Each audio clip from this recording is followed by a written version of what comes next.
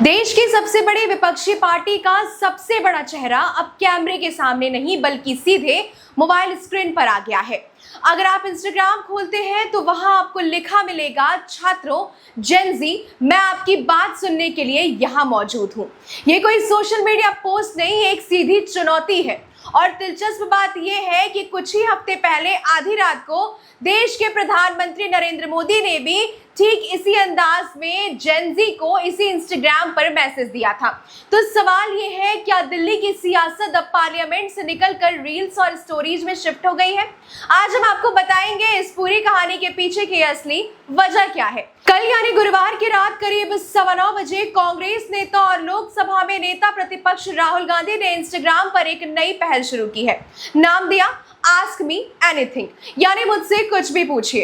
उन्होंने अपनी Instagram story पर लिखा, छात्रों जेन जी, मैं आपकी बात सुनने के लिए यहाँ मौजूद हूँ। इंस्टाग्राम पर मुझसे कुछ भी पूछिए, मैं ज्यादा से ज्यादा सवालों के जवाब देने की कोशिश करूंगा। साथ ही उन्होंने अपने इंस्टाग्राम स्टोरी का एक लिंक भी शेयर किया है जहाँ यूजर्स अपने सवाल भेज सकते हैं। और इसी पहल का जिक्र उन्होंने एक्स पर भी किया है।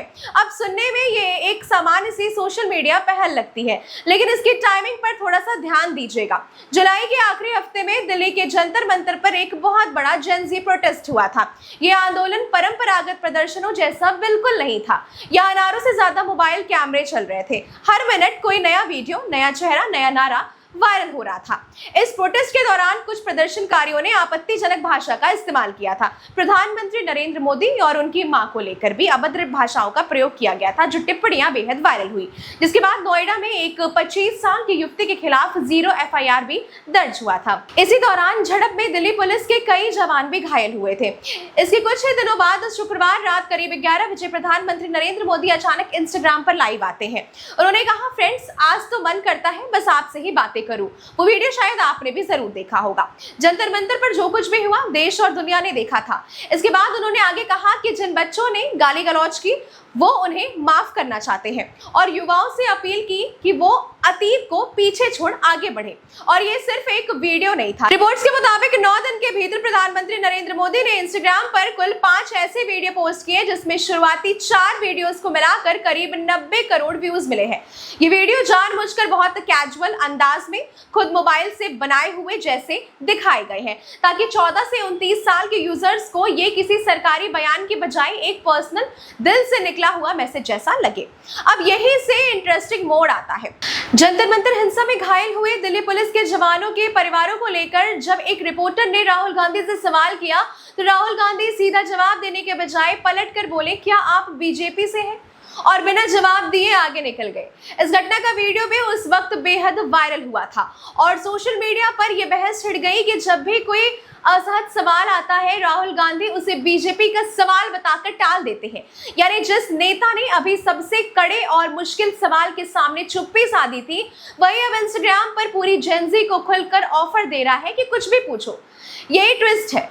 तो अब कड़ियां जोड़कर देखिए तो ये नजर आता है कि पहले जंतर मंतर का प्रोटेस्ट होता है, फिर नरेंद्र मोदी का माफी वाला मैसेज और उससे मिले करोड़ों व्यूज, बीच में राहुल गांधी का पत्रकार से बचकर निकलना और अब राहुल गांधी की आस्क मी एनीथिंग पहल। कई रिपोर्ट्स इसे सीधे तौर पर नरेंद्र मोदी की जेन जी आउटरीच के जवाब के तौर पर देख रहे हैं। अब सवाल उठता है, आखिर इसका मतलब क्या निकल के आता है?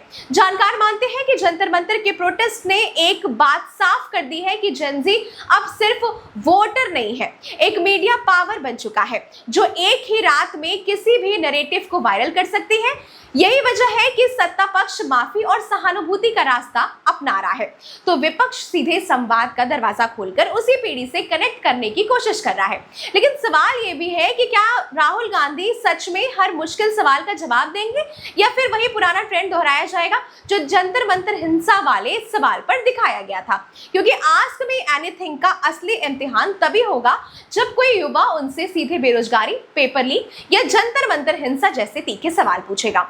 असली टेस्ट जवाबों की ईमानदारी में है, न कि सिर्फ इंस्टाग्राम पोस्ट डालने पर है। तो ये थी इस खबर की पूरी टाइमलाइन। अब सीधे आस्क मी एनीथिंग तक पहुंच गया है। आने वाले दिनों में ये देखना होगा कि क्या कुछ निकलकर सामने आता है। क्या जेन ज़ी सच में राहुल गांधी के सवाल पूछेंगे और क्या सच में राहुल गांधी जेन ज़ी के सवालों का जवाब दे पाएंगे या नहीं। इस खबर से जुड़ी तमाम सारी अपडेट्स आपको देते रहेंगे। तब तक के लिए बने रहे संपन्न भारत के साथ। धन्यवाद।